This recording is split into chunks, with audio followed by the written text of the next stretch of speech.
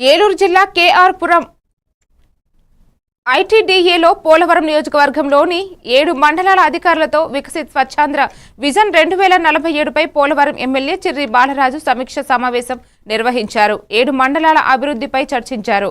ప్రధానంగా వ్యవసాయానికి సంబంధించి రైతులను తక్కువ పెట్టుబడితో ఎక్కువ దిగుబడి వచ్చేలా ముందుకు సాగాలన్నారు.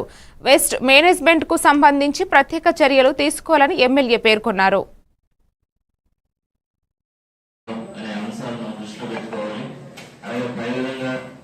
వ్యవసాయం, సేవ ఈ 3 సెక్టార్లకు సంబంధించిన విషయాలు కూడా మనం ఆలోచించాలి. చట్టం నుంచి సంపదను సృష్టించడం అనేటువంటి విషయం మీద దృష్టి పెట్టాల్సి ఉంది. ఎందుకంటే స్వేచ్ఛ భారత్ కు సంబంధించిన విషయం ఇది.